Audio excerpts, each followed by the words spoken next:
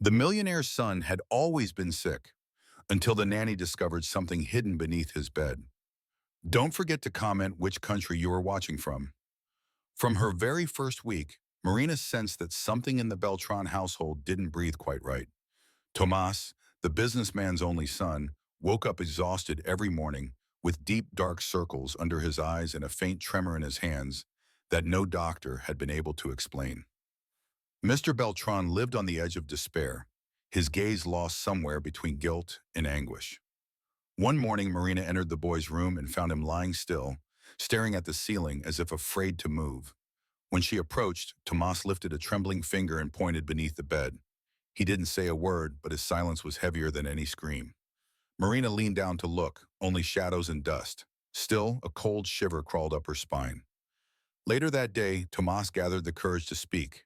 In a hushed voice, he confessed that the bed had belonged to his late mother. He had asked for it because sleeping there made him feel that she was still close.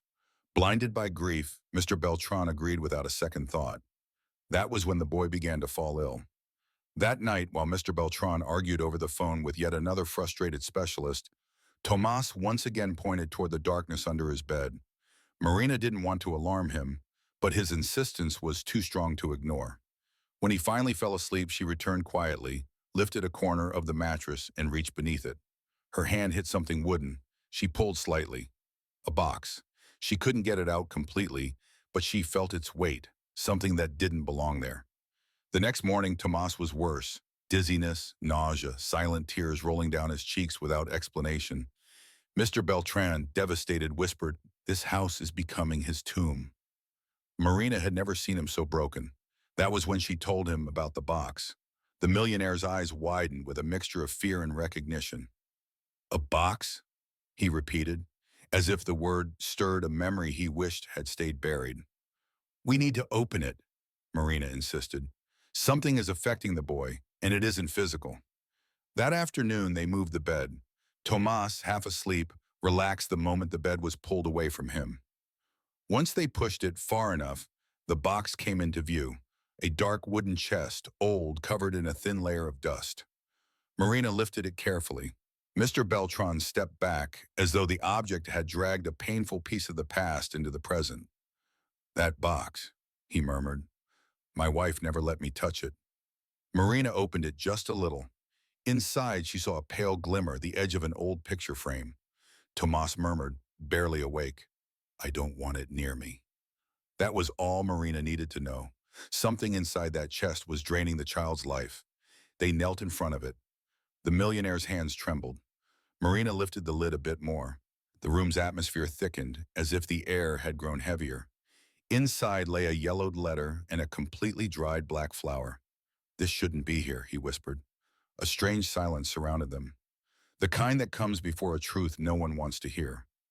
Finally, Marina lifted the lid fully. Inside was a portrait of Tomás's mother, the dried dark flower, a fractured crucifix, and a letter dated shortly before her death. The weight of the past spilled out like a shadow. Marina opened the letter carefully. The ink had run at the edges, blurred by old tears.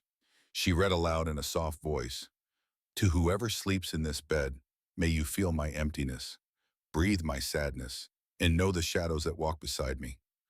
Mr. Beltran closed his eyes, a broken whisper escaping him.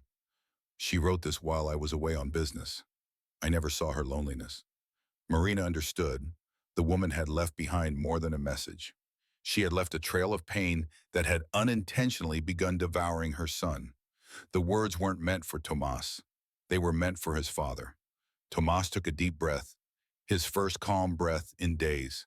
Naming the truth had loosened something invisible around him. "We need to get rid of this," Marina said firmly. Whatever her intentions were, emotional or something darker, your son shouldn't be carrying a pain that was never his. The businessman nodded, fear and love intertwining in his resolve. Together they carried the chest out of the room, while Tomás watched with newfound serenity. Each step seemed to lighten the air in the house. In the garden, Mr. Beltran dug, clumsily but persistently. Marina held the chest on her lap. "She suffered in silence," Witty panted, "and now my son pays for my silence." When Marina placed the chest in the hole, the air turned cold for a split second. As the dirt fell over it, Mr. Beltran's shoulders slumped. He didn't cry aloud, but his trembling breath betrayed him. Marina placed a hand on his arm, not to console him, but to share the weight of a truth finally faced. That night, when they returned to the room, Tomás was awake. His eyes were clearer, his voice no longer weighed down by invisible gloom. "She's gone," he... Etam, Marina asked. Tomás nodded gently. He lay down again, and this time his face was peaceful. Days passed. Tomás regained his color, his hands stopped trembling, his eyes regained their spark.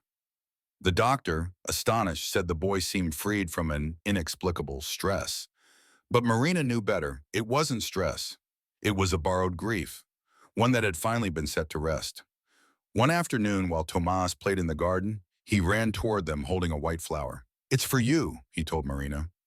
Mr. Beltran smiled, a smile that had seemed impossible days earlier. Marina accepted the flower and watched the boy run again, light and free, as if he had never slept under a shadow intended for someone else.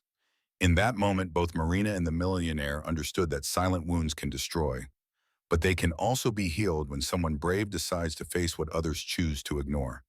For the first time in years, the house felt whole, and Tomás could finally sleep without carrying a sorrow that was never his.